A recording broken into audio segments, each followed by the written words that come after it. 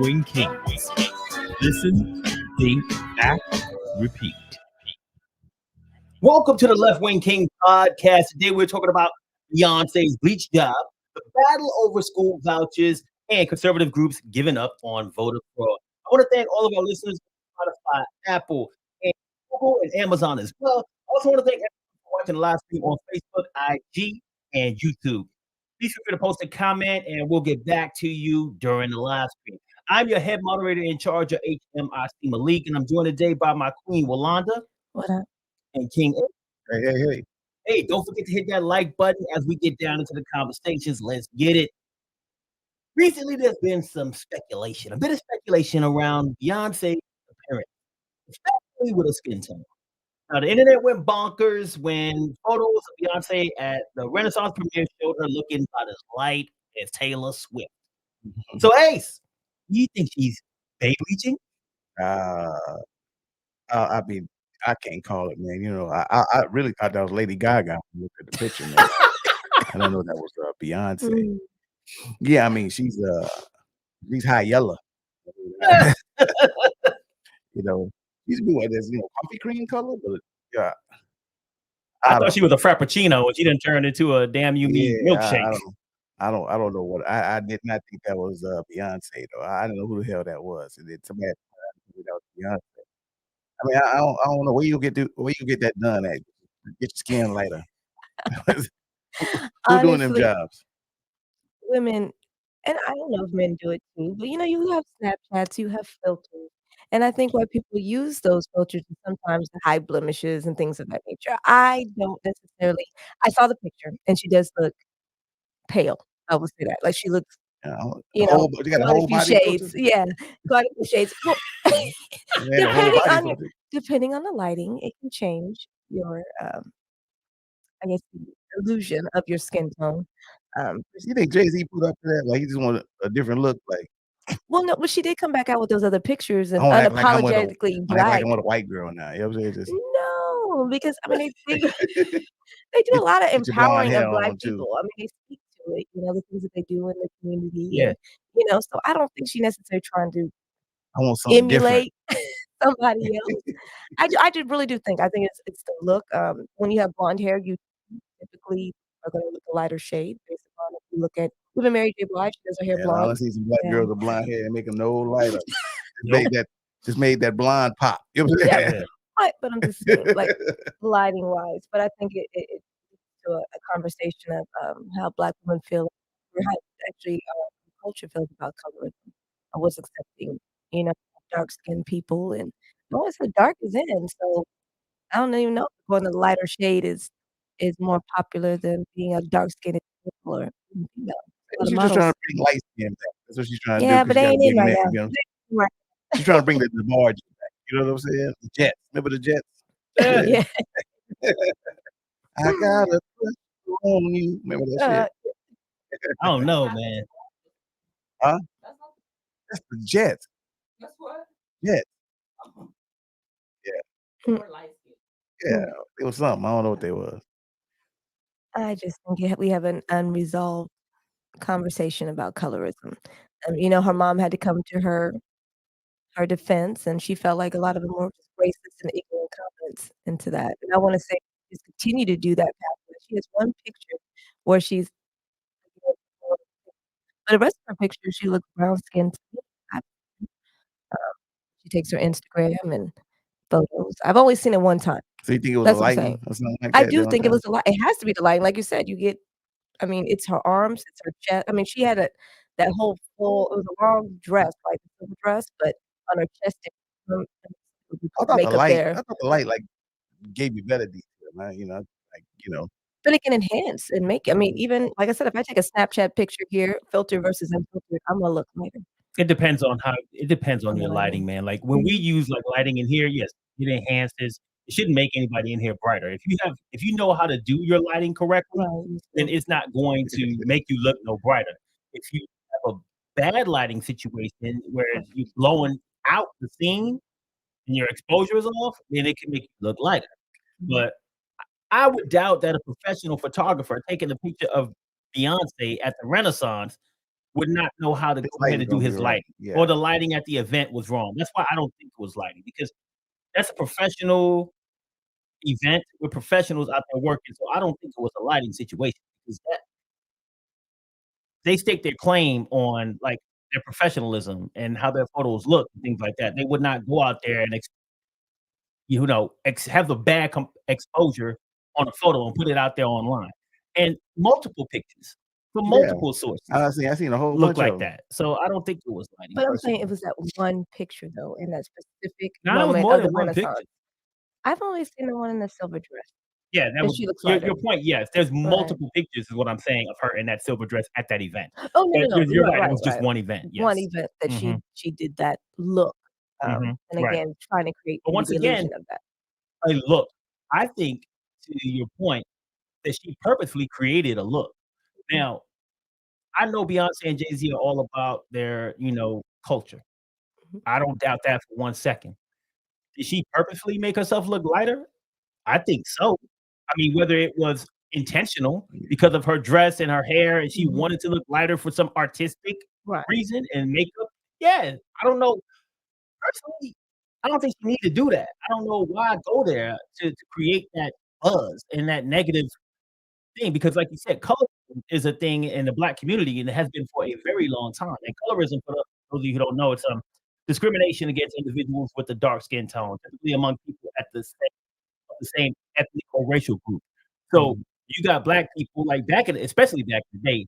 I can tell y'all, like my great grandmother raised my mom, helped to raise my mom.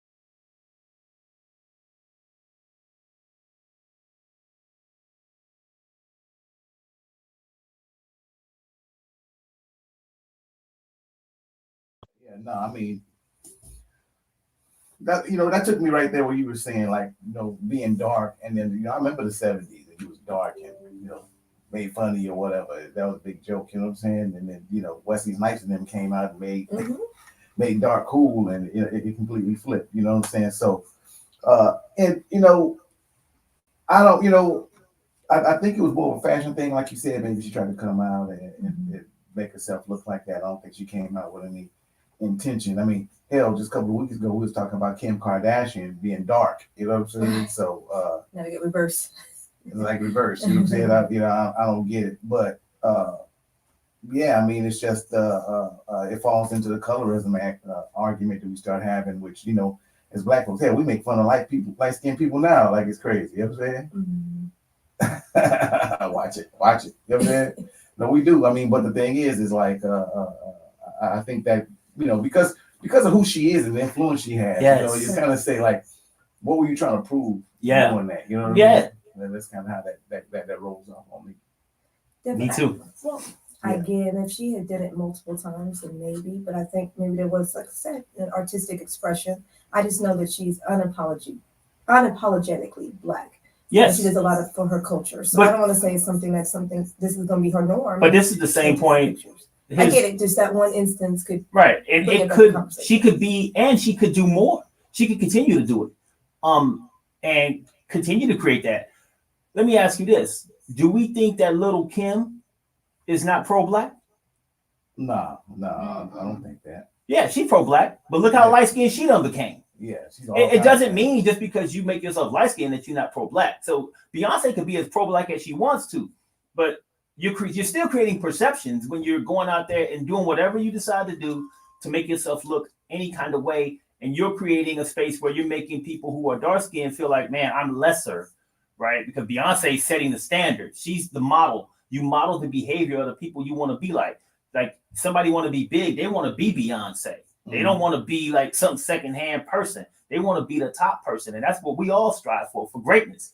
And she's that pinnacle, standing up high on the mountain. And when she's going in there and making herself look like Taylor Swift, it's like, are we all supposed to be like Taylor Swift now? And I mean, am I not good enough? Because I mean, if she got to change her skin, she was already like, to your point, Adrian, she was already a frappuccino. Yeah. Now she want to be So already milkshake. coffee with cream in it. You know what I'm saying? Like all of a sudden you want to be a milkshake. Yeah. And now you making us feel like, damn, how far we got to go to be accepted? Is this an acceptance play? I don't know if it is or not. I'm just throwing it out there. Yeah, I mean, how many little dark girls now are trying to go for that look? You know what I'm saying? Yeah. It's like thinking like, hey, you know what? What's this light skin place that where I go, get lightened up or whatever. And put blonde or makeup. Or whatever. Yeah, or whatever. Well, that's what I was gonna say too. What if it's I don't wear makeup, but I've seen people come in with makeup. I'm like, well, you about 2 shades lighter. You get it on that neck because now you can tell the difference if you're not blending in on there. And I'm not sure why makeup artists do that. I don't know the answer to that because again, I'm not someone who wears makeup itself. But I have seen people when they put on makeup. I notice that sometimes with the blending and blending, and now You can't make up your whole body. Yeah. You can if you got enough money and you want to lay yourself down naked or whatever. You can.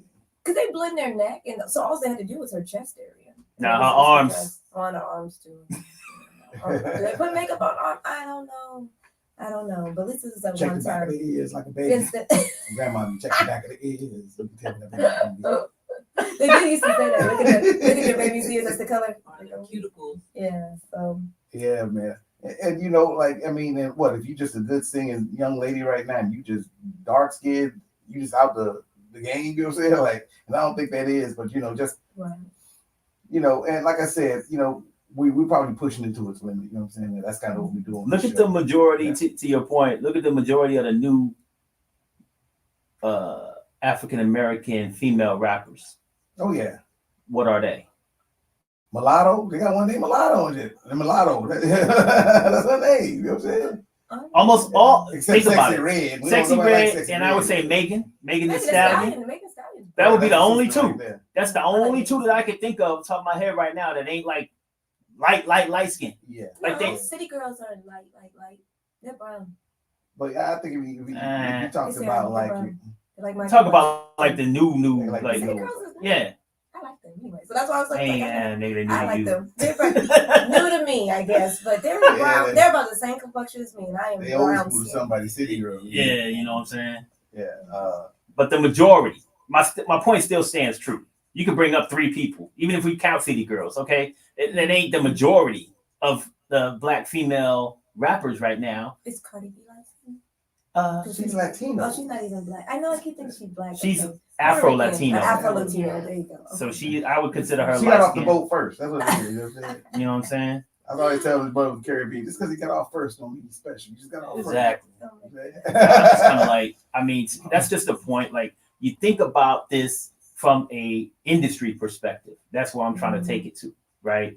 If we look at the playing field right now, there's a whole lot of light-skinned ladies out there in the game right now.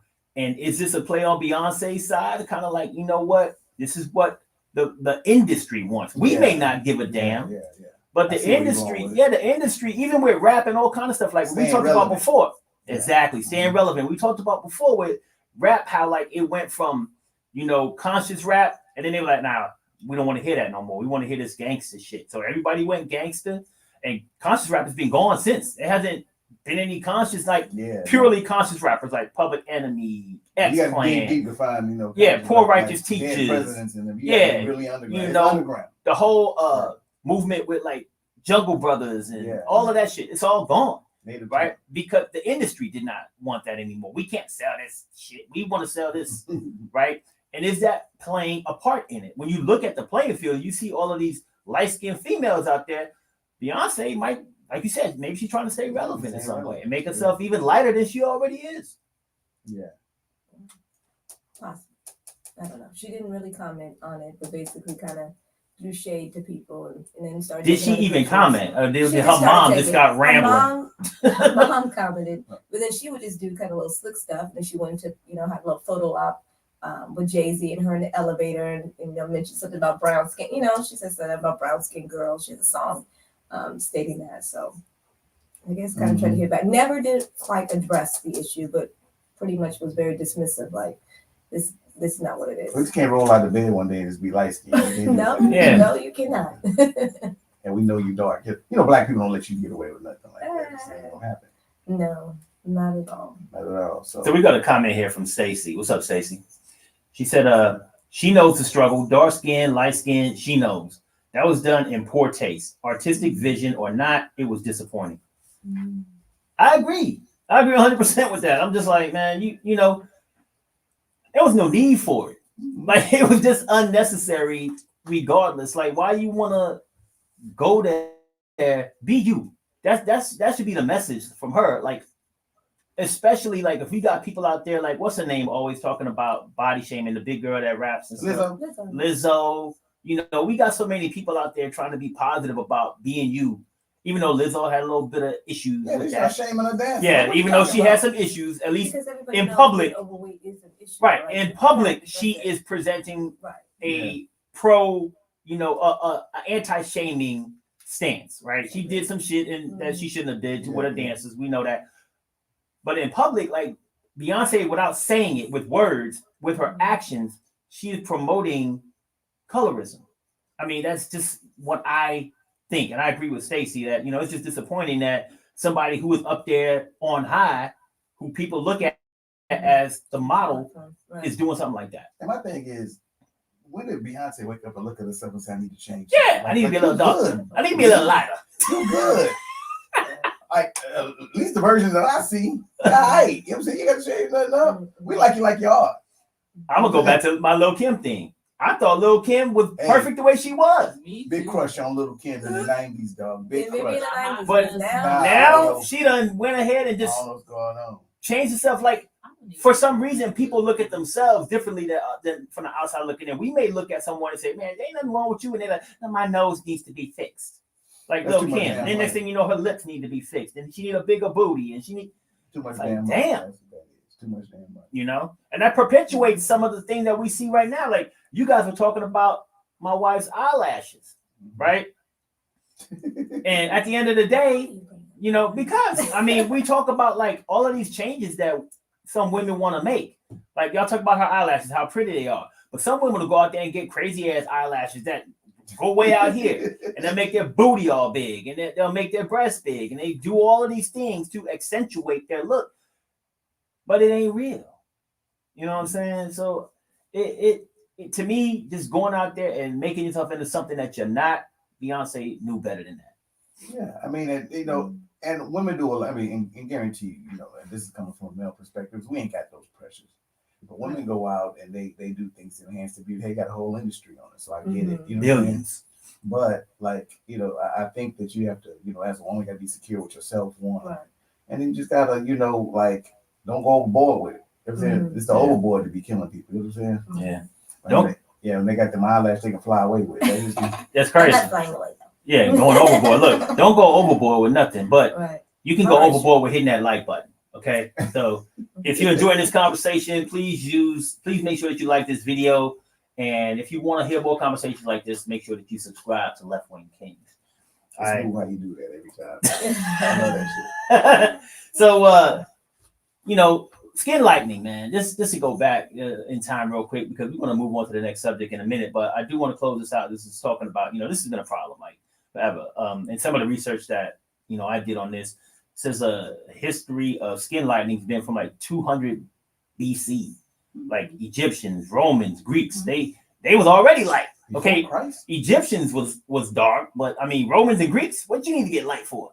So they've been skin bleaching since way back then. And then Western civilization, of course, pretty much started building on that with, you know, they black slaves and having sex with the, you know, they slaves their property or whatever. They set up a whole, you know, they set up a whole industry of skin, and we all know that they try to separate us by color. But then within our own race, there's this separation by color, like we talked about with Beyonce, light skin, dark skin. So it's really something that is detrimental to us being, I guess, us being unified and together, right, as Black people.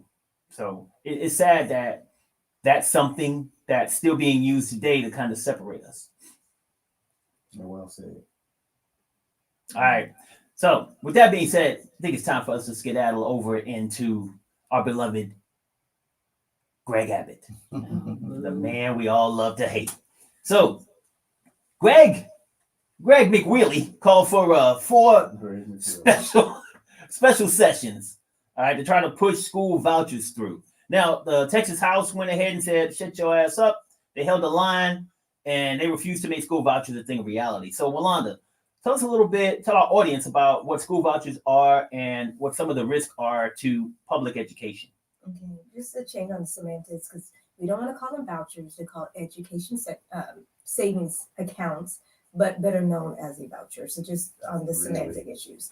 So what happens is the House plan links school funding to education savings accounts, i.e. vouchers, and it lets parents opt out from basically going to schools and getting a certain amount to be able to pay for using state funding to pay for charter schools and private schools. So Abbott uses this, it's called freedom, saying school choice, which you already actually have on that. You get $8,000 per student each year to be used at a private school tuition. And that goes for like tutors, uniforms, other approved educational expenses. And they're going to have some type of committee that actually is supposed to oversee that, but nobody knows what that looks like, which is weird, So the program would be open to virtually everyone. That's K through 12 students. And I don't even know how you're going to pay for that, but anyways, because again, it's $8,000 per family. Just imagine that. And basically, in private schools and charter schools, as you guys know, they don't have the same rules that apply to public schools. They don't have to divulge as much information. Like you can go look at all of your public schools and see how they are funded, where every single dollar is spent. You don't do that with charter versus private schools. They don't have to do that. So again, they're not required to show any educational expenses and really aren't audited. They are not audited the same way as far as a public school. So basically, public schools are already underfunded. So just imagine you're taking money from your public schools and now you're disseminating the information or monies between public, now private, and charter.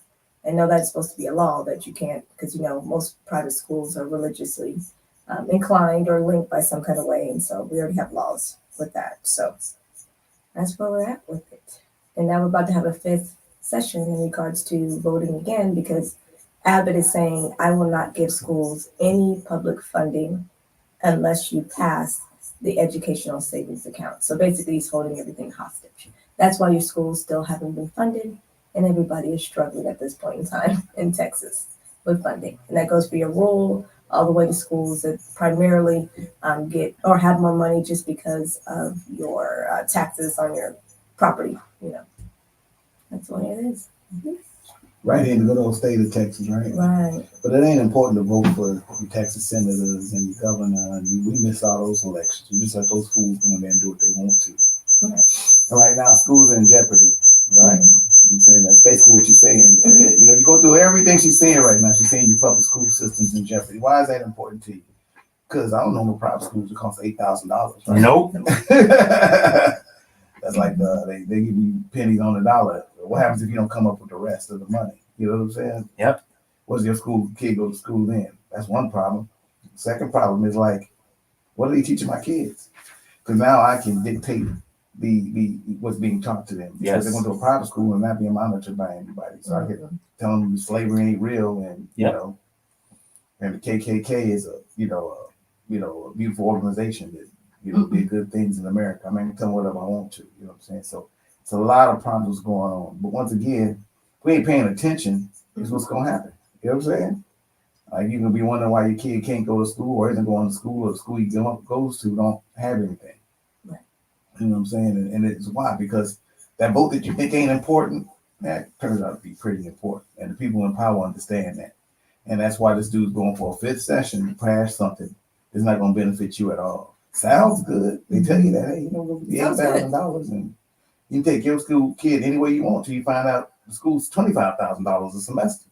Right. Right. And you still get paid for it. And it doesn't accept, you have special needs students. We're not talking about them. Yeah. Again, basically it's welfare for the rich, because the people who actually benefit, and if you do your research on schools that have like charter and actually have passed, because there are some who's passed educational savings accounts, Michigan, Pennsylvania, Florida's one, North Carolina, and I'll talk about those in just a minute, how they actually profit, okay, off of you. That's basically Okay, what it is. just think about it. Like, why is he working so hard to get these passed? You think he cares about all these kids in Texas?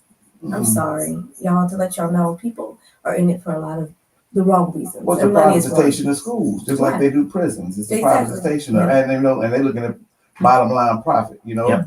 now you not only got to pay for your school, but somebody can profit off of it. And I Right. guarantee you, the shareholders and the board of trustees and all the people on there ain't looking out for your best interest of your kid getting an education or anything. Right. None of that. You know what I'm saying? So Nope. So it's really interesting to see. But I looked up, so on some of them, Michigan, 80% have all significant part of their operations under the control for-profit companies. So they use the educational service, savings accounts, and people who they actually own the property. That's how they get their money. Because I was like, well, how do they make money off the education like system? McDonald's. Right, exactly. They own the buildings, and then Yeah. they charge lease agreements. And guess who the lease agreement's paid by the person who owns the building? I said, so you can actually make money with charter schools. Because I couldn't figure out, like, how are you making money? Because public schools, we don't make money. I'm sorry, they don't. So I was like, what are they doing in order to do that? So that's in Michigan. Pennsylvania, auditor, same thing, lease reimbursements that he gets. Florida took over leases, raised leases. First, he sold them for $1, and then sold them after that for $1,325,666 a year. So these people are making money off of your kids, And all off of us. your taxes, Yeah. off of what you pay. And that is why they keep pushing and pushing. And obviously, Abbott must have some type of, some people, of course, in his ear, like, you better pass this. I'm trying to make money here. Or they're giving him money. Or they're giving him money. I don't know what And the told kickbacks him, are. hey, you know what? Right. We'll give you this cut, or they're lobbying and giving him funds in order for him to push this through or try to get it passed. Right. So it's a benefit to him personally. So And again, businesses are about profit and loss. Am I correct? There's nothing to do about educating your students.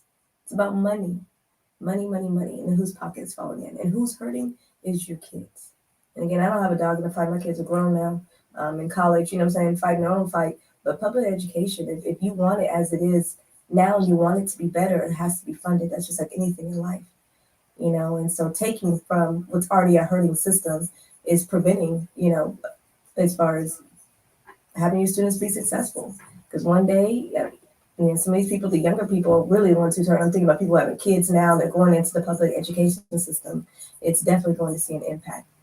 Well, let's break it down with you being the resident educator here. You know what I'm saying? Let's break it down and say, like, what are the requirements to be a private school teacher? Some are different, but a lot of times they don't have to have their certification, if that's what you're asking. You have to go to the state and have to be certified. Because the Or government charter. regulates public schools on who's going to teach your kids. That is They correct. got to make sure they have a certain level of education. But private schools, since it's owned by somebody else, Right. It's they can privatization. have your next door neighbor come and teach them all they can. What's the difference in pay? Right. Typically, charter schools make a lot less than your Exactly. public education system. Exactly. It's Just like a because, business. different credentials. Yeah, it's because it is a bit. Yeah. Yeah, anybody in business Mhm. knows labor is your biggest Right. is your biggest cost. You know what I'm saying? So I get to pay my teachers less. Right. Don't have to get They people don't who have are the credentials. educated. Right. I know a couple of And you people. don't have to show them your curriculum. Exactly. I know a couple of people that went from like working at Walmart, now they work in charter schools. I mean, I know Right. that. So, Oh, I do too. Yeah. Yeah. Because they couldn't So- get hired on through a public education system, but you're like, oh, you work for a school. How did that happen? Well, that's exactly how that Yeah. happens. So it's almost if we were to just do that like hospitals, like let's take doctors. They don't need any board certifications. But now, Right. would you take your child or anybody, would you go get operated on a doctor and they didn't have any certifications or anything? No They got paid education. less than I mean, it's the same thing. You know what I'm Right. saying? So, well, basically it's a war against our kids' education. Is what happened. People gotta understand it. The only weapon you got is to vote and do something about it. Yes. And pay attention. You know what I'm saying? Pay So attention. one of the things that's important for us to do as we go through and we talk through these as we talk through this situation or this scenario that you just brought up, I think it's important too to kind of bring in the data that supports what you're saying, because there is data out there, and I know we've looked at it before, Rolanda, that states that the people who graduate or go to these charter schools, their test scores are lower than people in the public school. So it's not just the fact, because you could argue, somebody could argue and say like, well, who cares if they're still smart? If they, I don't have to have, people like to say this, I don't need to have a degree to be able to do this or do that. Well, sometimes you do. Mhm. Or at least to be your most proficient, right? Because you may not be proficient in teaching, but you could teach somebody some stuff, but you're not as effective. The outcome might be that this person is not as smart or doesn't know as much about the subject matter because you're not certified, right, on how to teach it or what to teach. So we got to back up some of what you're saying too with some data. So I just wanted to bring up that point that there is data that's supports that. Well, I will say this: if you go and look, gosh, I'm sorry, I didn't put up the websites, and you can look and see like how many the graduation rates from charter and certain private schools, and then how successful they are when they go to secondary education. And they'll say, well, I have 100% graduation rate and 100% that are accepted in the college. But then you go look at their completion, and it's way lower. I want to say it's about 60% lower than somebody who went through the public system on that. So yes, they have a higher acceptance rate, but they're not completing their secondary education. So what is that saying? You know what I mean? Like, are they actually ensuring that they are ready and prepared for secondary education as well? Because we want to prepare for our kids and workforce. I mean, whether they go to college or not, because everybody's not supposed to go to college, and that's fine, you know. But I want to make sure that they are successful in the real world and they have something to be able to lean back on and be successful in life. Because we do, as far as certifications and all kind of things now, and public education that charter schools and private schools do not offer. Yeah, we definitely want all these kids to be successful at whatever Whether they you go to do, college whatever or not, school they go to, military, right? whatever. And we also want to be successful. So make sure you're clicking on that like button to help us pull up our numbers, help us get all the views that we can get. And if you like this content and the conversations that we have, make sure that you subscribe to Left-Wing Kingz. You set me up too when you do it. You're gonna say something to me. Had me. Okay. Yeah. My biggest thing from this is like, please pay attention. A lot of times people do not pay attention to what's going on in politics, and they think, oh, this doesn't affect me.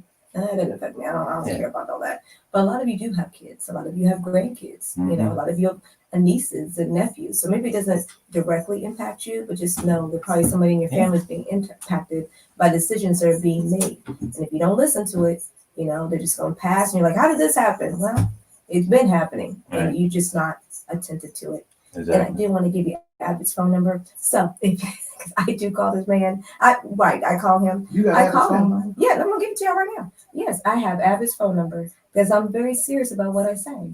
You know, if you want your voice to be heard, then you have to contact them. So I do want to share this. I'm calling him at 2 a.m. tonight. Thank you. I want you to call him every day and leave a message. Every hour. So it's 1-800-843-5789. Once again, 1-800-843-5789. That's your Governor Abbott's phone number. Again, he holds the purse for a lot of decisions that are being made fiscally, and then, of course, impacting your students. Okay, our kids, our future. Yeah, so you got something to say real quick? I know you want to talk about that phone number. I'm not joking. Well, I mean, that 800 number, that's kind of suspect, but you know what I'm saying? I had one of those like in 93 or something. A message number like it is the governor's office. I mean, Yeah, okay, call his personal phone number. Yeah, I know what I'm saying. That's what I'm saying. But no, yeah, I was gonna say, you know, we got an election year coming up, and everybody gets excited about, you know, the election, and they come out and vote. They have their opinions for for 4 years, and they go back to sleep. Yeah. You know, I'm just a big advocate, and I'm gonna tell you this right now: is local and state politics affect you directly. Those are the things that affect your households. And so, I mean, you got to be involved with that. So something like this is definitely important. If you got school-age kids, grandkids, great-nieces, or whatever, it's the education, and it's changing. Yeah. You know, some things that the government just got to do. Mm-hmm. We need regulation on. Like, I mean, we just can't go. We can't just let anybody go teach our kids. Right. You wonder why bad things are happening to people, and our kids are acting the way they're acting. It's because the structures are all messed up, because a couple of people have just found a loophole to make dollars out of it. You know, that's basically what's happening. We got an idiot. I'm sorry. We got to say 100 number now. So we got an idiot in office that don't care nothing about that. You know what I'm saying? And the fifth time, like, what's going on in Texas is so important that you have to go to for the fifth time, 5 times, you done went and called a session on that. But when it comes to immigration, you just shut people off and doing everything like that. You're not improving that. Hey, we're a border state. It is what it is. We have to deal with that. But he shuns on that, and he goes after our kids' education. Right. And he And won't we- bring it to vote. Have y'all noticed that? Labor's like, why can't you vote on it? Well, they're not going to bring it to the people. No. They're not going to bring it. This is not coming to the people, guys, because he doesn't really want to know what you think or how you feel or the impact. Yeah, and he mishandled Uvalde. Like nobody got fired from that. You know what I'm saying?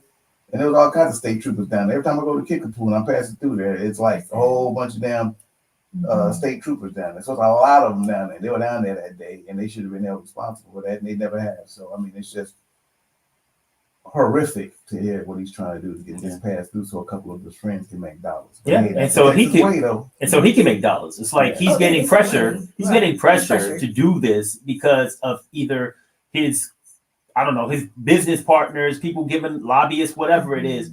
I mean, they're making it his. This is his priority.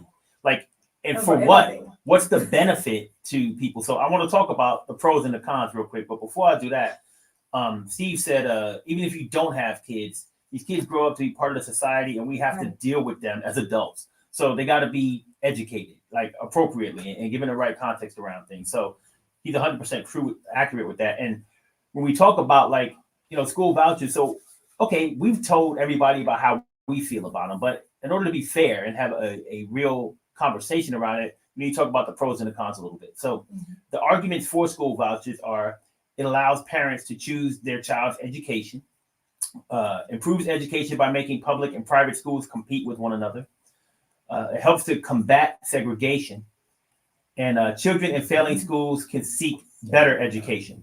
Now, I got arguments against all four of those things personally, but this is what they are saying are the reasons to have school vouchers. What are your thoughts on that? Any? What was the first one? So the first one is allow parents to choose their Okay. child's education. Okay, so you already have school choice. School choice is not some new phenomenon that all of a sudden turned up because Abby came into office. There is homeschool. You can homeschool your kids. Hello, people. You may homeschool your Nobody kids. want to do that. Okay, exactly. But you can. And then- school choice is not for every, like, right. school choice exists in some districts. And what that means is you can choose one school over another in your Right, district. In your district. Yeah. So I will say this, and this is the funny thing, because again, they tie your hands. I was like, so okay, let's do school choice. So I think if I live in SISD, I should be able to go to NISD, NEISD. You can't do that. You have choice within the district itself. But so let's open borders, but they don't want to talk about that. So when they say school choice, they do bind districts. Districts would love to have, hey, if you live on the south side and you want to come over here, let's go. Yeah. They prevent them from doing those kind of things. how's it Why so? is that? Why would the state do that? So they don't do open borders. But you already have choice. You can still already go choose to do private school. Once Well, again, not everybody can pay for it, but That's the point I was going to but make. not School everybody choice, can you talk about private school, you brought it up earlier. Yeah. It's they're giving you $8,000. they ain't gonna pay for it. That ain't going to pay for your private And then school. you're gonna subsidize other people. There was actually a video that showed like I think 70 something percent Mhm. of people who are benefiting in the states that already have school vouchers are wealthy Okay. and they're already in private school. Mhm. Yeah. So they're just using it as a discount For them. for what they're paying. No one else can afford it. Yeah. It's just $8,000. Right. So that's the first one. But just know school choice is not some new type of phenomenon. What I learned about what they do, I love the semantics that they use, because they'll use school choice or they're indoctrinating your children. Yeah, we're indoctrinating them, telling them to be good character people. Like, can you go to school? It ain't working, whatever we're doing. I tell them to go to class every day and still walking the hall. You know what I mean? I said, so they use little buzzwords, or we're using books that are not acceptable for kids. So now you're banning books. So they're doing anything and that they can that would hurt public education, even though these things are really not occurring. And if they are occurring, they're occurring in such a small amount, minute maybe in certain areas, that are addressed. But I'm sure it's happening in private schools because you would never know, because they don't have to give you that information, and it don't have to be explicit on their curriculum. You can go on to any district and pull up their information on what is being taught, what are the TEKS, which are governed by the state. It's a state. You can Google that, guys. Google TEKS. That's what we teach in schools, because that is what we're mandated to do, and that's what we get audited to do. And if we don't do it, they come in and shut your schools down. So it's not like we're not being transparent, but who doesn't have to be transparent? Well, to Stacy's point, she says there's so much pressure on teachers in public education, so many checks and balances to show that students are making progress, like an onion. Charter schools don't have that kind of oversight, and the kids are shortchanged just so our governor can hold on to the dollars and brag about how much money he saved. It's just a bunch of lies. That's what she said. Touche. Yeah, the segregation part caught my attention, but when I Right. think about it, I don't even think about racial segregation. I think it's more class It's segregation. economical. Yeah. Yeah, like, you know, it's plain and simple. You can afford to go to good schools, and then you'll be able to pay for it and get your kids. But to your point, it's class segregation. But when you look at classism, who's more likely to have more money? Black people or white people? Yeah, of White course. people. I mean, So- yeah, no, I mean, I think I'm not saying that's not part of it. Right. But I they feel do it you. in class. Yeah. I think feel it you. falls toward more of a yeah. I mean, of course we Mhm. know that, you know, Right. but I think financially, people don't understand that they're not talking to you. No. You can't can't afford afford it. private. So to your school. point, like even if you white, if you ain't got the money, Yeah, Yeah. they're not talking to you. They're not talking to you. right? Your kid's not gonna go there. You know what I'm saying? Yeah, you don't get white privilege pass on this one. You Nope. got the money for it. You know what That's I'm a saying? great point. And most people don't have. And they don't have that money like that. You know what I'm saying? I was kind of caught up by the one like making public and private schools compete. I'm like, Right. They like so don't they competition. already compete? I mean, private schools already exist. So Yes. private schools are already competing for people, but they are, here's the thing. Private school, just like anyone who markets. USAA markets to the military. Mhm. Private schools market to wealthy. They're not trying to compete for your money. Yeah. Because you, to your Don't point got earlier, you don't got it. You got that $8,000, they're gonna laugh at you. Okay. Yeah. And it's like this, like your kid, like some people, you depend on that bus to come pick your kid up and take him to Oh yeah, school. and you don't get that. That's what I'm saying. Nope. So that's not if your kid got to get up by 7 something and get on the bus, they got to go to the closest school next to them. You know what I'm saying? Right. That's just what it is. Yeah. But if you ain't got no public school to provide that transportation for you, What do you do? what your kid gonna Yeah. do? What you Yeah. gonna do to educate your kid? Yeah. Because most people have to work and they depend on that. Right. Service. Mhm. And they depend on that. The kids in a safe environment going to Right. school. You put them on a Right. school bus, it's safe and Exactly. you understand it. Now your kid just trying to get up and make it to some private school because they gave you $8,000. Mhm. Yeah. Talking about, hey, that's gonna help you with transportation too. I mean, Uber's expensive. If you gotta be Right. paying Ubers every damn day to see your kid Mhm. to school. Yeah. So Well, the other one on here, the last one was children in failing schools can seek better education. So I don't agree with that. There's a bunch of different reasons why, but the first one to me is kind of like you taking $8,000 of taxpayer money to give to a private school when you could be using that $8,000 Better. Yeah. to better the school. yeah. So For everyone. For Yeah. every. And it ain't going in nobody's pocket, right? Right. That's Every that's the kid. downfall of that. Somebody ain't getting rich off of it. Exactly. But when we talk about democratic process, that this public education is a democratic process. We have to educate every single student. Mm-hmm. We do not get to, oh, I don't like that one, or this one don't look the way I want them to look. We service everyone versus, so that whole segregation thing, like I said, I'm with you. I think it's definitely talking about on a social economic status Mhm. more, which does impact, you look at your Black and brown students Yeah. as well, but not everybody's wealthy. We would have struggled back in the day to send our kids to private school. One of our kids did go to private school for a little bit, but I definitely choose public. As soon as I could, my child went to public school because I believe in public education. I know what we do every day. Well, it's a few of us that make a couple of dollars that think, okay, well, they ain't talking to me, and I can afford the tuition and $8,000, and I hear that. You know what I'm saying? Right. Like, I'm Black, I make a lot of money. I'm Right, good, right. So, hey, that's good for me. What's that good for the community? Right. No. For everyone. That's good for the community, Mhm. But you like your friends, your kids running around friends named Chip and all that bullshit. You know what I'm saying? Yeah, you say Chip.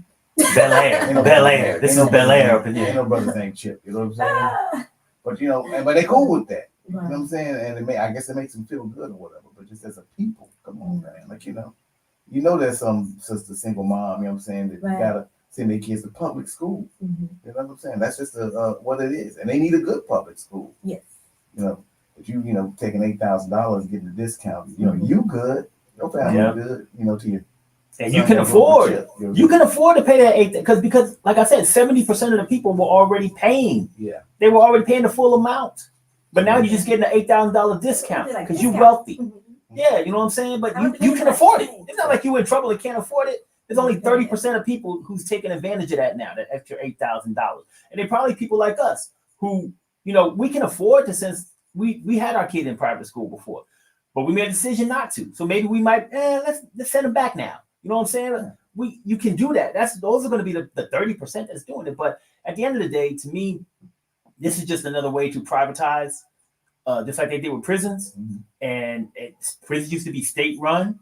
Then they found that they can make money off of it. And here we are. Businesses started doing what they're doing. It's become privatized. It's a big money, big industry. It causes people to get locked up and things like that. I mean, and now we're in a place where, okay, we want to go ahead and do the same thing with education, right? So we just got to be careful where our money is going to, because that's supposed to be public money, man. For all, like you said, to better all of us, not just a few people who can afford to go to private schools. So another thing that's been going on recently, conservatives no longer think there's fraud, because now they focusing all of their energy on technicalities. Like, they don't think voter fraud exists. I guess they leaving it alone. Now all of a sudden they worried about technicalities. So they just doing, they being extra now. You know what? We'll see. They sure spend a lot of energy on this technicality. They spend the same energy on voter fraud. But the point that I'm trying to make is there's been an increase in conservative-led efforts to purge voter rolls. And, basically they're looking at all the people who are on record as being eligible voters and trying to purge them by taking out people who maybe have their address wrong, or, didn't update their birth date may be wrong, or some crazy like that. So these conservative groups are claiming that the voter lists are riddled with mistakes. And we're seeing these groups that are challenging eligible voters who have certain issues, typos, whatever, on their voter rolls. So, Ace, are these actions justified, or is this just another means to suppress the voter turnout and silence certain demographics? Yeah, it's the latter part. It's the latter part. I mean, because they, and I can only speak off of a special that I've seen in Georgia, but they're targeting minority-based districts. That's what they're going after. They're going to where, and that's what they were saying on the program. They were saying, hey, you know what? Isn't it ironic that all these people are people of color that you're going after this on? You haven't noticed that, and they're saying, hey, we're just trying to do it over everything. But there's a conscious movement and effort to go after these districts and try to purge these lists of voters. And they got to go in front of a board. They got to do all of this crazy stuff. And a lot of it is just technical things that they probably just sent them email.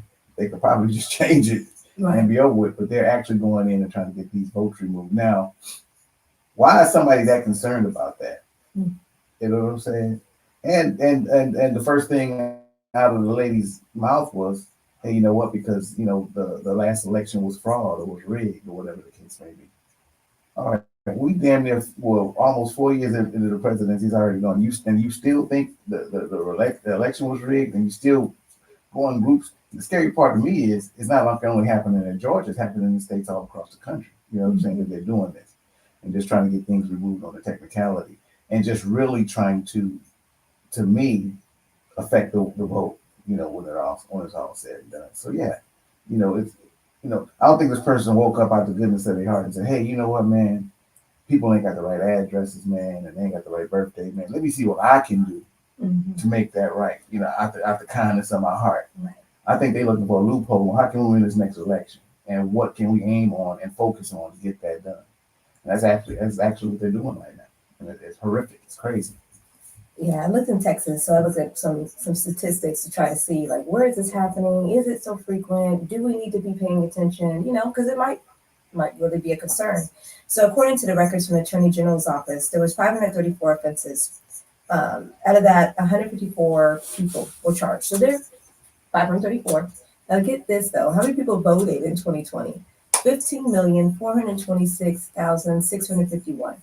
In the state of Texas at that time, there was 29.53 million people. Okay, so basically about almost half are voting. And out of that, you got 534 offenses, and that's what we're concentrating on. That is called negligible in the statistics world. So we are focusing on these five. And I'm not saying we don't want any voter fraud. I'm not saying we want technical, any of that.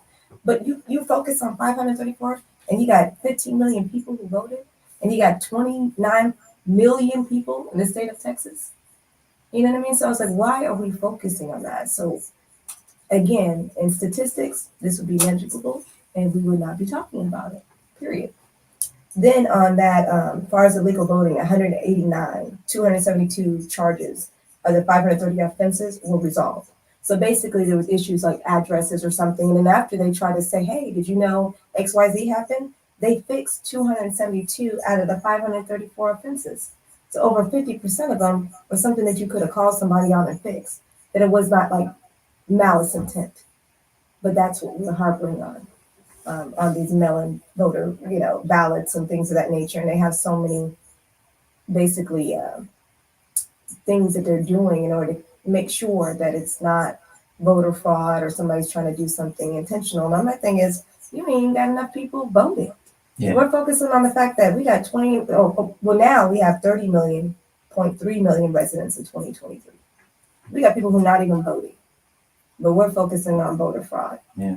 Well, here's the thing: they're not focusing on voter fraud. That's my first thing. This is technicalities. Right. They're not focusing on voter fraud because fraud, to your point that you said, there's malintent.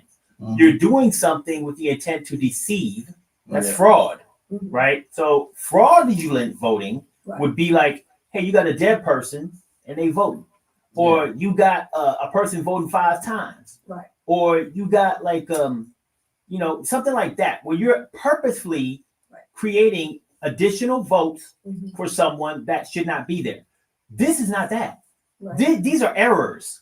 Yeah. These are errors of someone who did not do something on a piece of paper or change something since they put it on that piece of paper. So they're not looking to fix anything that they blamed us for. They're saying that we did all this fraudulent stuff, but they're like, "Oh, you're committing fraud, so I'm gonna go over here and fix all your errors." That's not the same thing, bro. No. Why you stop complaining about you're not even doing something to fix the issue. You're not addressing the issue at hand. If you're gonna say there's fraud, if you got a committee out there or conservative group that wants to go out there and find fraud, guess what? They tried that. There wasn't shit to fucking find. Yeah, okay. So now that there is no fraud that you can prove, which many people went on the air and said, yes, there's fraud. These people are that's why Giuliani just lost 150 mil. Yeah. Lying, saying that these ladies were committing voter fraud when they were not. You know what I'm saying? And now, because you can't do that no more because you've picked all the fruit from the tree. The low-hanging fruit has been picked. You found nothing. Yeah. So now you want to go in this route and try to suppress voting. Yeah. By looking at errors. It's not even fraud. That's why I say they gave up on fraud. Yeah. They done with fraud because there's nothing to find now. Now they've switched lanes. I did see, and just like what Adrian said, like where they're targeting. So Harris County, which is here in Texas. They love targeting Harris County. They had audit findings, and these are 2023. So this year, they had almost 3,600 mail-in ballots were sent to voters, but not reported to the state. Mm-hmm. So, but why are you targeting certain areas? Are we more likely to vote? I don't know. Like, are you just the populace? So that information, of course, I couldn't find because I was like, why are we targeting certain area? Because again, Harris County, are predominantly black. Yeah. They put one voter box in Harris County. Yeah, that's crazy, right? In Houston, but that's not called suppression. Oh, that's suppression. Houston traffic is the worst traffic I've seen ever in life. Right. And then, so if you got one box that's across town, guess what? You're probably not voting now. Not at all. Exactly. You are. You know what I'm saying? So yeah, that's suppression, man. I mean, it's just. Yeah, I mean, kind of back to what you were saying, Sean, about the fraud thing. Yeah, it's not fraud because they're not focusing on that. Mm-mm. Here's the deal. If you're trying to be righteous about it, then why are you trying to get votes thrown out? That's the deal. Why are you trying to get votes thrown out behind that? Exactly. Somebody didn't change the address. Like one guy, he was a barber, you know what I'm saying? And he was having hard times and he was homeless, but he had the barbershop. So he had his barbershop address on there. You know what I'm saying? So they wanted to suppress his vote because that's a commercial address. But that's where he was living at the time. What that got to do with his vote? Nothing. You know what I'm saying? It's not fraud. It's not fake. Right. Exactly. It's a real person voting. So if you, and we all know, and I like when people play dumb. We all know where the black people live and the white people live and the Hispanic people live. So if you go out and say, hey, I'm going to look at this district And I'm gonna check all the votes over here. The ones I'm Yep. good, I'm gonna try to get them thrown out. We know what you're doing. Yes, You know what I'm sir. saying? So, and that's basically what's going on. And on the show, she was trying to play dumb. You know Yeah. what I'm saying? I'm trying. What I'm doing is helping you. She said some shit like that. Like, no, you ain't. You ain't over here in your area doing that. If- Trying to get if- no votes thrown out. Yeah, if you wanted to help him, you would have noticed the discrepancy and maybe even just sent him a letter in the mail personally. Yeah. It said, Mr. Voter, I want to make sure your vote counts. Your address isn't right. Yeah. You need to update that, or else you might lose your right to vote. Yeah. They got my man on in front of a committee, you know, and they made him have to prove himself and all this and that. If you just were legitimately trying to help him out, you could easily reached out to him, just like you said. And then he's a veteran. That's the other thing. You know, he had some mental problems and some problems coming back from when he was serving on his tour. That's why he fell into homelessness. And now all of a sudden you're gonna go after this man's vote. And just to quote him, he's like, dude, I was over there protecting your right to vote. Now you trying to take mine away over here. Yeah, you understand why these veterans go crazy on people. You know what I'm saying? Like, look what y'all do, man. This is crazy. You know, for what? Because you lost the election, and you because that's basically what it is. You're a sore loser. You lost the election. You want to say we cheating? And once again, it's not. And once again, the person who put that in and tried to get his vote taken away knows he's not cheating. Yeah, having the wrong address, yes, that's not right. You have to fix that. And he could have been proactive once he got on his feet and fixed his address, you know, before all of this happened. So let me just put that out there for all of you who are like, well, he should have fixed his address. Yes, okay, man could have fixed his address. I'm not trying to say that he shouldn't have done what's right, but he was not trying to cheat. He was not trying to commit fraud. He just made an honest mistake and didn't update his freaking address. That's not fraud, okay? That's a technicality that he should have fixed. And that's what that is. So stop screaming fraud and then trying to do something else. Like, it's like me saying, I like ice cream, but then I eat cake instead all the time. If I like ice cream, eat ice cream. If it's fraud, tackle fraud. If it's not, stop saying it. You know what I'm saying? I just want to bring up some of these points real quick, Walana, before you go on to some of our viewers. Stacy brought up the point that you talked about the 534 votes would not have changed the election or any election, depending on, you know, the populace. Steve says, the question is how many people are disenfranchised by purging their voter rolls? A ridiculous number of people who want, as he said, vote. I don't know what that means, but are not able to. Who want to vote? Maybe it's what he meant. I don't know. And then Stacy said, in the most recent election, they don't even ask for your voter registration card. They ask for your Texas driver's license. Scanned it to verify your address, then asked me and my son to verify if your address is correct. I was waiting for her to take out a freaking Bible and have me raise my right hand. This was just a local election. And she is correct, because we vote at local level. We vote in every time there's something to vote for, we are there. And that's what they do. They take our driver's license. They ask us, is this still your Miss Whitaker? Do you still live at this present address? Yes. And then you move on. You know what I mean? And that's at every single one that we have gone to. Every single one. And my thing is, with Texas makes me upset is that if you have a problem getting your driver's license right now, you are once again suppressing the vote. Our son lost his driver's license. It took us almost an act of God for me to get him his driver's license. And he wasn't able to vote last time because he didn't have his license because his wallet was stolen. You know what I mean? So they make it very difficult. And I don't understand. I wish they'd make it more difficult for you to do what I talked about, tax fraud. Okay, let's focus on that. People who are escaping their taxes, wealthy people. Like, can we talk about that? Because that's more of an issue. Well, something that's not difficult to do is clicking the like button. So if you like this video, go ahead and click that like button. And then if you want to hear more conversations like this, make sure that you subscribe to Left-Wing Kingz. All right. So what are some of the things we can do to protect our right to vote? I mean, these people, we got conservative groups out there targeting us. Like you said, they can look up our zip codes. They know where we live. They targeting us and trying to suppress our right to vote and remove us. They're trying to remove us from the voter rolls. Like you said, Harris County had one box to go vote at, right? Well, if this man did not take the time to go to that board meeting, he would have been pulled from the voter rolls. So how can we protect our right to vote? You know, and I'll speak to that in a minute. I just want to reiterate and make people understand why they're going to so much trouble to make sure we won't vote. You know, because I think the problem we have is I hear this, oh, well, I'm not going to vote, or my vote ain't important or whatever. Man, they wouldn't be going through all this trouble if it wasn't important, man. You know, understand what politics is and voting, and that's the allocation of power and resources, and that's what they're going after. So if you don't think that's important, keep sitting up there talking about your vote don't count. Just don't complain to me about it. That's all I'm saying. Like, Don't complain about anything. don't complain about anything.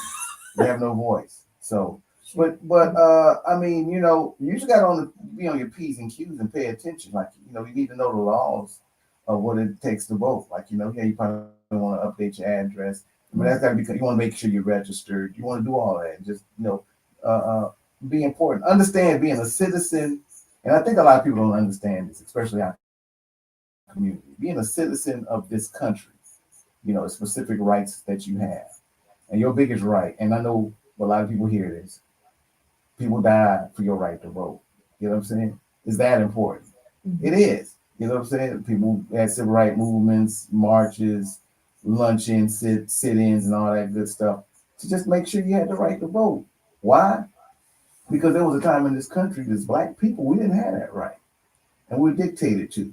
And we had to, you know, we talking about school vouchers. We had schools we went to, and they told us separate but equal. That's school we went to, and they gave us secondhand books.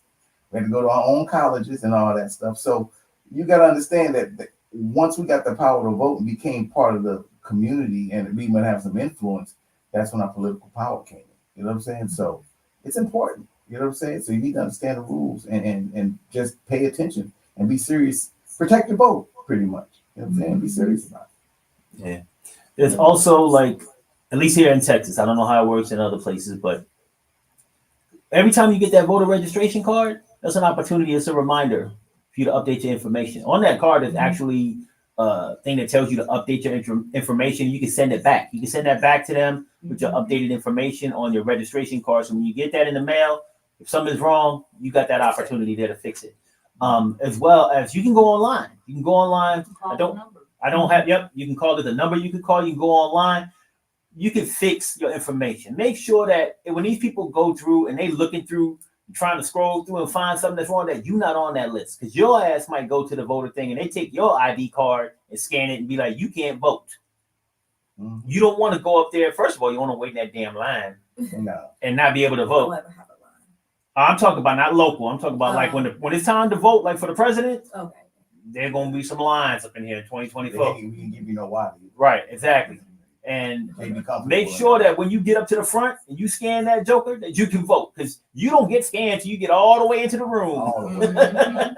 And you don't want to get surprised. No, so, it ain't like Chick-fil-A where somebody run out there with a pad. Yeah, and tell you ahead of time. You know? Get up to the front. Nope, you got to get all the way up there. You don't be that brother. You don't want to be that one. Oh, shit, I can't vote. I've been here for an hour and a half. And I'm going to tell you right now, them lines going to be long. Now, even early voting is something like for the last election, the lines was crazy. Right? So these lines going to be long because we all know what we up against and who's running and who's probably going to get these nominations. We you know, there's no guarantees in life, but we pretty much know. And we pretty much know that everybody who cares is going to be out there voting. And please don't do like Ace said, man, don't give up your right to vote. It's such a powerful thing, man. So yeah. I know because I was one of the people who didn't vote. You know, what about taxes high? Yep. Yeah. Talking about, bro. Well, I ain't changed that shit. I've been voting for years and that shit ain't changed. But at least you can ask the question. You don't vote, you can't ask the question. This is true. So I'll take it. That's what we're talking about. So at the end of the day, man, protect your right to vote. Make sure that you get out there and make your voice heard. So that's it for another episode of Left-Wing Kingz. I want to thank my esteemed group here, my Queen Walanda, my man Ace, the King. Yeah. We're back in the building, man. Here we go. And of course, Queen Tina on the side piece doing her thing, keeping me in line, always making sure when the sound go out and crazy shit happens, I get it fixed. All right. Yeah. All right. So thank you guys for watching, and we will see you again next week.